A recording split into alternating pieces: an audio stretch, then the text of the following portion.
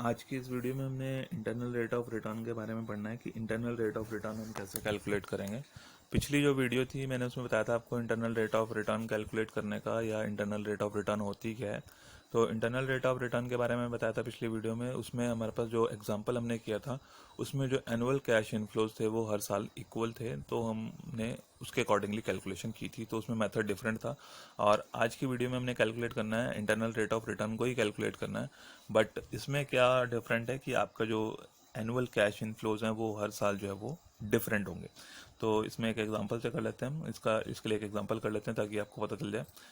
Calculate internal rate of return of a company having an investment proposal costing ₹40,000। तो investment जो है वो ₹40,000 की है, which with the following cash inflows. उसके कैश इनफ्लोज के बारे में इंफॉर्मेशन दी हुई है। ईयर 1 7,000, ईयर 2 7,000, थर्ड ईयर में भी ₹7,000 हैं, फोर्थ ईयर में भी 7,000 है, फिफ्थ ईयर में 7,000 है, सिक्स ईयर में 8,000 है, सेवन्थ ईयर में आपको 10,000 मिल रहे हैं, एट्थ ईयर में 15,000 है, नाइन्थ ईयर में 10,000 है एंड टेंथ ईयर में 4,000 है। यानी कि किसी साल आपके बराबर है, किसी साल कम है, किसी साल ज़्यादा है। तो वो आपके अनइक्वल कैश इनफ्लोज हैं, यानी कि आपका ईयर 1 से लेके ईयर 10 तक जो है वो डिफरेंट कैश इनफ्लोज आपको मिल रहे हैं। हो सकता है कि किसी साल बराबर है, किसी साल जो है वो अलग है। तो इस तरह के क्वेश्चन में हमने इंटरनल रेट ऑफ रिटर्न कैसे कैलकुलेट करनी है। तो जब हमने आपको स्टार्टिंग में बताया था तो इंटरनल रेट ऑफ रिटर्न के लिए आपको एक इसका दूसरा नाम भी बताया था, trial and error yield method. तो trial and error yield method जो है उसकी वजह से कि इसका नाम क्यों पड़ा है वो आपको अभी आज पता चल जाएगा। क्योंकि यहाँ पर हमें जो है वो कट ऑफ रेट नहीं दी हुई, जैसे कि कितना परसेंट पे आपको जो है वो कैलकुलेट करना है, तो वो कट ऑफ रेट नहीं दिया है। वो कट ऑफ रेट हमें जो है वो अपने आइडिया से स्टार्ट करनी है और वो ऐसी कट ऑफ रेट निकालनी है जिस पे आपका एनपीवी जो है वो जीरो जाएगा, यानी कि present value of cash inflow and present value of cash outflow जो है वो दोनों बराबर हो जाएंगे। तो इसमें जो है हमने सबसे पहले क्या करना है कि जो हमारा टेबल दिया हुआ है इनफ्लोज का, हमने क्या किया कि ईयर 1 to 10 हमने लिख लिया और जो उनके इनफ्लोज है वो हर साल के हमने लिख लिए कि 7,000 7,000 7,000, थर्ड ईयर के लिए, फोर्थ ईयर के लिए 7,000, ऐसे ही जो है वो फिफ्थ ईयर के लिए भी 7,000 है, सिक्स ईयर में 8,000 है, सेवन्थ ईयर में 10,000 है, एट्थ ईयर में 15,000 है, नाइन्थ ईयर में 10,000 है एंड टेंथ ईयर में वो 4,000 है, वो हमने लिख ली। तो इतनी इन्फॉर्मेशन आपके पास क्वेश्चन में दी हुई है। तो हम क्या करेंगे, कोई भी रैंडमली कोई भी रेट जो है वो कट ऑफ रेट हम ले लेंगे। तो हमने जो है वो कोई भी कट ऑफ रेट ले लिया, यानी कि हमने पीवी फैक्टर उस रेट पे ले लिया। तो हमने 10% से शुरू कर दिया कि हम मान के चल रहे हैं, हम सोच रहे हैं कि शायद से 10% पे जो है वो आपका एनपीवी जीरो हो जाएगा और वो इंटरनल रेट ऑफ रिटर्न 10% पे आ जाएगी। तो हमने जो है वो पीवी फैक्टर टेबल से जो है वो ₹1 की जो वैल्यू है 10% पर, वो हमने पीवी फैक्टर जो है निकाल लिया 10% पे, वो हमने कैलकुलेट कर लिया। अब इसको 10% पे जो पीवी फैक्टर्स आए हैं इनको हमने कैश इनफ्लो से मल्टीप्लाई करना है। तो present value of cash inflow at 10%, तो ये हमारे पास आ गई प्रेजेंट वैल्यू किसकी, कैश इनफ्लोज की एट 10%। तो यानी कि 7,000 को इससे मल्टीप्लाई किया, फिर इससे मल्टीप्लाई किया, यहाँ लिख दिया हमने, इससे मल्टीप्लाई किया, यहाँ लिखा, 7,000 को 683 से मल्टीप्लाई किया, यहाँ पर आ गया आपका, 7,000 को किया, यहाँ पे आ गया। तो इस तरह से जो है वो 10 ईयर्स के जो आपके कैश इनफ्लोज हैं उनको आपने डिफरेंट पीवी फैक्टर्स का जो भी उसके रिस्पेक्टिवली उस ईयर का पीवी फैक्टर है उससे आपने मल्टीप्लाई करना है, नेक्स्ट कॉलम में लिखना है, फिर फाइनली इसका आपने टोटल करना है। अब बात आती है ये जो इसका इंपॉर्टेंट जो अब नेक्स्ट स्टेप जो है हमने वो कैसे डिसाइड करना है, वो इस पर डिपेंड करेगा कि आपके पास यहाँ पर कितनी वैल्यू आ रही है। अब यहाँ पर अगर आप देखें तो आपकी जो वैल्यू है दैट इज़ ₹48,964, और जो इन्वेस्टमेंट है वो आपकी 40,000। तो अगर आप एनपीवी कैलकुलेट करेंगे यहाँ पर तो वो आपका 48,964 माइनस 40,000, यानी कि present value of cash inflow minus present value of cash outflow. तो इसमें से 40,000 माइनस करेंगे तो आपके पास 8,964 जो है वो बैलेंस रहेगा। तो बैलेंस न रहेगा, यानी कि आप कह रहे हैं कि आपका एनपीवी जो है वो पॉजिटिव है। अगर इसमें से हमने ये 40,000 माइनस कर दिया तो हमारा जो है वो 8,964 जो है वो पॉजिटिव बैलेंस है, यानी कि हमारा एनपीवी पॉजिटिव है। तो हमने यहाँ पर एनपीवी देखना है कि वो पॉजिटिव है या नेगेटिव है। तो उसके बेस पे हम जो हमारी जो है वो नेक्स्ट रेट हमने ट्राई करनी है। तो यहाँ पे हमारा एनपीवी जो है वो पॉजिटिव आ गया है। अब पॉजिटिव आएगा अगर आपके पास, तो आपने क्या करना है कि कट ऑफ रेट जो है वो इंक्रीज कर देनी है, बढ़ा देनी है। तो यानी कि अगर आपने यहाँ पे 10% ली थी तो आप जो है वो 10 की जगह 13%, 15% जो है वो, या आपको लग रहा है कि एनपीवी बहुत ही ज़्यादा पॉजिटिव है तो आप डायरेक्टली 10 की जगह 20% भी ट्राई कर सकते हैं। तो हमें लग रहा है कि शायद इतना ज़्यादा नहीं है, हो सकता है कि 13% पर जो है वो एनपीवी हमारा जो है वो ज़ीरो हो जाए। तो इसलिए हमने क्या किया कि 10 के बाद यहाँ पर ये देख लेना पहले कि वो पॉजिटिव आए, तो पॉजिटिव आएगा तो कट ऑफ रेट को इंक्रीज़ करना है। इन केस कि यहाँ पर ये नेगेटिव आ जाता, तो नेगेटिव आएगा तो आपको कट ऑफ रेट को रिड्यूस करना पड़ेगा। तो 10% पे पॉजिटिव आया, हमने उसको कट ऑफ रेट को इंक्रीज़ कर दिया, तो हमने पीवी फैक्टर जो है वो 13% पर कैलकुलेट कर दिया। 13% पे कैलकुलेट किए, ये आपको टेबल से मिल जाएंगी वैल्यूज़ फैक्टर्स, और इसको फिर से जो है जैसे हमारा इनफ्लो 7000 का था, इस पीवी फैक्टर से मल्टीप्लाई किया 7000 को 0.885 से, हमारे पास आ गया 6195। This is present value of cash inflow at 13%। की कैश इनफ्लोज की जो वैल्यू है वो 13% कट ऑफ रेट पर इतनी आ गई।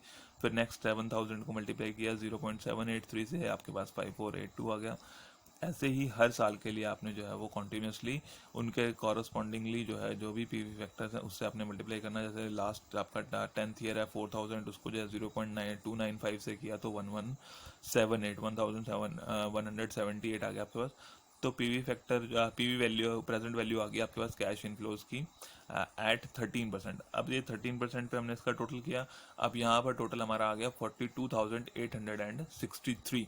अब ये जो 42,863 आया है, इसमें से हमने क्या करना है, हमने माइनस करना है 40,000। और अगर हम इसमें से 40,000 माइनस करते हैं तो बैलेंस हमारे पास बच जाता है 2,863। तो यानी कि अभी भी जो है वो एनपीवी हमारा पॉजिटिव है। अगर एनपीवी पॉजिटिव है तो हमें क्या करना पड़ेगा, जब तक जो है वो एनपीवी जो है वो नेगेटिव नहीं हो जाता, तो हमें अपनी जो है वो कट ऑफ रेट को इंक्रीज करना है। अब ये नेगेटिव आ गया, यानी कि अब हमें फिर से जो है अपनी कट ऑफ रेट को इंक्रीज करना पड़ेगा।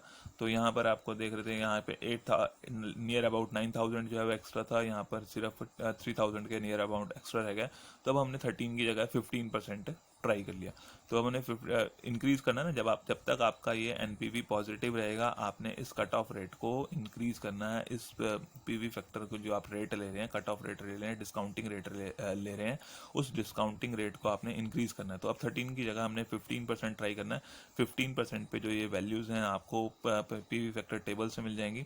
और फिर यानी कि अब जैसे ये 0.870 है 15% पे ₹1 की वैल्यू 1 साल के बाद, तो इसको में है 7000 जो है 1 साल के बाद कैश इनफ्लो होने वाला है, और ₹1 की वैल्यू 15% पे जो है इतनी रह जाती है। तो 7000 को हमने इससे मल्टीप्लाई किया, वैल्यू आ गई आपकी 6087।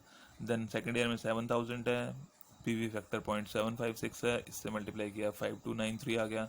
ऐसे ही आपने हर साल के लिए उसको मल्टीप्लाई करते जाना है। जैसे फॉर एग्जांपल हमने 8000 को फिर करना है किससे, 0.432 से, उसकी वैल्यू आ गई आपकी 3459।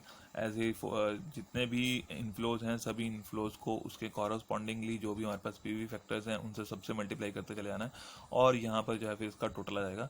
अब जो हम टोटल देख रहे हैं दैट इज 39,418, यानी कि ये जो टोटल हमारे पास आया है, ये टोटल जो है 40,000 से कम रह गया। यानी कि अगर हम इसमें से 40,000 माइनस करेंगे तो हमारा एनपीवी जो है वो नेगेटिव हो जाएगा। यानी कि अब हमारे पास जो है वो दो रेट्स आ गई हैं, एक रेट पे एनपीवी पॉजिटिव है, एक रेट पे एनपीवी नेगेटिव है। तो इन दो रेट्स के बीच में कहीं पर जो है वो हमारा internal rate of return exist करता है, उसकी हमने कैलकुलेशन करनी है। तो इसी एग्जांपल में अगर फॉर एग्जांपल कि आपने जो है इसमें इसको स्टार्ट किया होता, और 10% से स्टार्ट करने के बजाय अगर आपने पीवी फैक्टर जो है वो 15% पर ही स्टार्ट किए होते, कि आप जो है 10% की जगह आप कहते हैं कि मुझे लग रहा है कि शायद इसका जो है इंटरनल रेट ऑफ रिटर्न 15% रहेगा। तो अगर आप 15% पे कैलकुलेट करते तो आपका क्या था कि एनपीवी नेगेटिव था। एनपीवी नेगेटिव होगा तो आपको क्या करना है कि रेट को रिड्यूस करना है। तो यानी कि अब आप जो है वो 13% या 10% जो है वो ट्राई करेंगे। अगर आपने सबसे पहले 15% पे निकाला था, तो 15% पे निकालने के बाद आपका एनपीवी नेगेटिव आ गया, तो आपको जो है उससे कम रेट ट्राई करनी है। तो इसमें ध्यान रखना है हमने कि जब हम कोई भी क्योंकि ट्रायल एंड एरर मेथड है, आपके पास कोई क्राइटेरिया नहीं है कि आप कहाँ से शुरू करेंगे या कितना उसमें पॉजिटिव आएगा या नेगेटिव आएगा। तो हमने क्या करना है कि जो भी कट ऑफ रेट लेनी है, जो भी डिस्काउंट रेट लेनी है, उस पर हमें एक एनपीवी कैलकुलेट करना है, उस पर उसकी प्रेजेंट वैल्यू कैलकुलेट करनी है, एनपीवी चेक करना है, और अगर एनपीवी पॉजिटिव आएगा तो कट ऑफ रेट को इंक्रीज करना है। जैसे हमने किया था 10 से 13, 13 से 15, जब तक वो पॉजिटिव था। इन केस कि हमने 15 से ही स्टार्ट किया होता तो हमें जो है वो नेगेटिव मिलती, तो हमें उस रेट को रिड्यूस करना है। हो सकता है कि आप 13 ना ट्राई करें, आप 12 ट्राई कर लें, 10 ट्राई कर लें, बट अगर एनपीवी नेगेटिव है तो आपने उस रेट को रिड्यूस करना है, और अगर एनपीवी पॉजिटिव है तो आपने जो है वो रेट को इंक्रीज करना है। ये बात आपने ध्यान रखनी है। तो हमारे पास अब दो रेट्स आ गई हैं, तो नेक्स्ट कंटिन्यू करते हैं। इसमें वही वाला टेबल आपका हमने उठा लिया, इसमें पीवी फैक्टर हमने 10% पे लिए थे, एनपीवी निकाल लिया, पीवी फैक्टर 13% पे लिए थे, उस पर एनपीवी निकाल लिया, 15% पे लिए थे, 15% का एनपीवी हमने कैलकुलेट कर लिया। तो दो रेट्स आ गई हैं जिसमें हमारा एक पे 13% है जिस पे एनपीवी पॉजिटिव है, और एक रेट आ गई 15% जिस पे एनपीवी नेगेटिव है। तो आपका आप 10 और 15 के बेस पर भी निकाल सकते हैं, बट कोशिश करनी है कि हमने उनके बीच का जो है डिफरेंस कम रहे। तो हमारे पास 13 और 15 है, तो 13 और 15 के बेस पे निकालेंगे तो हम जो है ज़्यादा एग्जैक्टली उस इंटरनल रेट ऑफ रिटर्न को कैलकुलेट कर सकते हैं। बट हाँ, अगर आप 10% और 15% के बेस पे निकालना चाहते हैं तब भी आपका आ जाएगा, बट हो सकता है कि कुछ पॉइंट्स का डिफरेंस यहाँ पर रह जाए। तो कोशिश रहे हमारी कि जो ये आपके दो रेट्स हमने निकालनी है, एक पॉजिटिव की और एक नेगेटिव की, जिसमें एक रेट आपका एनपीवी पॉजिटिव रहेगा, एक नेगेटिव रहेगा। तो कोशिश हमने करनी है कि इनमें जो है वो गैप कम रहे, जितना कम होगा उतना हमारा आंसर जो है वो एग्जैक्ट आएगा। हाँ, हो सकता है कि किसी किन्हीं रेयर केसेस में आप जो है आपने रेट ली और उस रेट पर आपका एनपीवी ज़ीरो आ गया। तो अगर यहाँ पे आपका एनपीवी ज़ीरो आ जाता है, इन केस कि अगर हम जो है जो भी कोई और कट ऑफ रेट लेते हैं उस कट ऑफ रेट पे हमारा एनपीवी ज़ीरो आ जाएगा, तो वही कट ऑफ रेट हमारा जो है वो इंटरनल रेट ऑफ रिटर्न बन जाएगा। उसमें हमें फर्दर कैलकुलेशन करने की ज़रूरत नहीं है। तो हो सकता है कि क्योंकि ट्रायल एंड एरर मेथड है तो आपने ट्राई किया, तो हो सकता है कि कोई रेट आपने ट्राई किया और उस रेट पे आपका एनपीवी ज़ीरो आ गया। अगर एनपीवी ज़ीरो आ गया है तो आप जो है उसी रेट को इंटरनल रेट ऑफ रिटर्न कह सकते हैं। बट अगर नहीं आ रहा है नेगेटिव, तो यानी कि एक पॉजिटिव रेट आ गई आपके पास और एक रेट वो आ गई जिसपे आपका एनपीवी नेगेटिव है, एक रेट वो आ गई जिसपे आपका एनपीवी पॉजिटिव है, तब आपने इंटरनल रेट ऑफ रिटर्न कैसे कैलकुलेट करनी है। तो इंटरनल रेट ऑफ रिटर्न कैसे कैलकुलेट करनी है, तो सबसे पहले वो रेट लेनी है जिसपे जो है वो एनपीवी पॉजिटिव है। तो एनपीवी पॉजिटिव था आपका 13% पे, तो हमने 13% लिख दिया। 13% प्लस क्या करना है, पॉजिटिव एनपीवी एट 13%। तो 13% पे कितना है पॉजिटिव एनपीवी, 2863। तो वो 2863 आप ले लेंगे पॉजिटिव एनपीवी एट, जो आप पॉजिटिव वाली रेट लेके चले हुए हैं, आप 13% लेके चले हैं, तो उस टाइम पे जो है वो एनपीवी 2863 है। और डिवाइड किससे करना है इसको, पीवी। पीवी का मतलब यहाँ पे प्रेजेंट वैल्यू से, present value of cash inflow at 13%। तो present value of cash inflow at 13% is 42,863। तो ये आपका 42,863 हमने ले लिया, और उसमें से किसको माइनस करना है, प्रेजेंट वैल्यू जो आपकी नेगेटिव वाली है। नेगेटिव वाली रेट 15% थी, तो present value of cash inflow at 15%। तो present value of cash inflow at 15% जो है वो आपका 39,418 है। तो 39,418 हमने यहाँ पर ले लिया, और इसको मल्टीप्लाई किससे करना है, रेट्स के डिफरेंस से। तो रेट का जो डिफरेंस है वो आपका 15 एंड 13। तो आपने जो है वो ज़्यादा वाले में से कम वाले को माइनस करना है। 15 माइनस 13 किया आपने, तो ये आपके पास जो है वो 2% का डिफरेंस इसमें रह गया।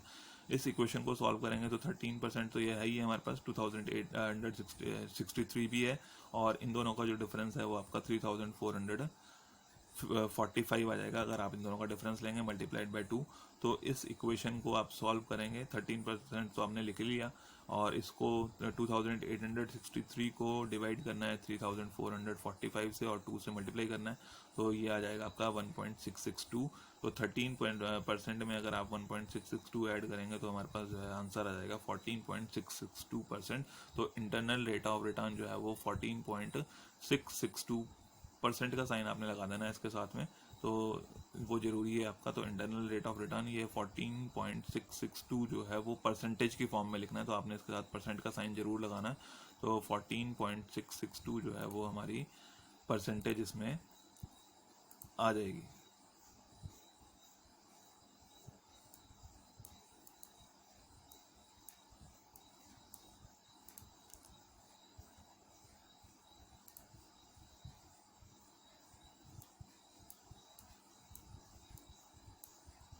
तो ये आंसर हो गया आपका इंटरनल रेट ऑफ रिटर्न 14.662%। तो ये आप इस तरह से निकाल सकते हैं। बस ध्यान देने वाली बात यह है कि जब कोई भी रेट हमने स्टार्टिंग में ट्राई करना है, फिर उस पर एनपीवी देखना है। एनपीवी पॉजिटिव है तो कट ऑफ रेट को इंक्रीज़ करना है, और इन केस कि उस रेट पर एनपीवी नेगेटिव आ जाता है तो कट ऑफ रेट को रिड्यूस करना है। और फिर जो दो रेट्स आ जाएंगी जिसपे एक पे पॉजिटिव रहेगा एक पे नेगेटिव रहेगा, फिर इस फॉर्मूले की हेल्प से जो है आपने एग्जैक्ट वैल्यूज़ की कैलकुलेट कर लेनी है। तो जो जिस रेट पे पॉजिटिव था उसमें ऐड कर देना है आपने, क्या पॉजिटिव एनपीवी कितना था उसका, और यहाँ पे प्रेजेंट वैल्यू पॉजिटिव वाले पे कितनी थी, उसमें से प्रेजेंट वैल्यू नेगेटिव वाले में कितनी थी। तो उसकी प्रेजेंट वैल्यू में से प्रेजेंट वैल्यू माइनस कर देनी है और जो रेट्स का डिफरेंस है उससे उसको मल्टीप्लाई कर देना है और फिर फाइनली जो आंसर आएगा वो इस रेट में ऐड कर देंगे, तो इंटरनल रेट ऑफ रिटर्न हमारे पास कैलकुलेट होकर आ जाएगी। तो अब आपको पता चल गया होगा कि इसको ट्रायल एंड एरर मेथड क्यों कहते हैं, trial and error yield method, क्योंकि इसमें जो है हमारे पास कट ऑफ रेट के बारे में कोई इन्फॉर्मेशन नहीं है, हमें डिफरेंट रेट्स ट्राई करनी पड़ती हैं ताकि हमारे पास पता चल सके कि एक ऐसी रेट जिससे एनपीवी पॉजिटिव है और नेगेटिव है, फिर उसके बीच की रेट निकाल ली जाती है। और जैसे मैंने बताया था कि आपको इन केस कि ऐसा भी हो सकता है कि किसी रेट पर आपका एनपीवी ही जो है वो ज़ीरो आ जाए, तो कुछ केसेस ऐसे हो भी सकते हैं। तो एनपीवी ज़ीरो आया था तो यानी कि वही रेट आपका जो है वो इंटरनल रेट ऑफ रिटर्न हो जाएगा, क्योंकि इंटरनल रेट ऑफ रिटर्न वो रेट ऑफ रिटर्न है जिसपे हमारा एनपीवी ज़ीरो हो जाता है, यानी कि present value of inflow and present value of cash outflow बराबर हो जाते हैं।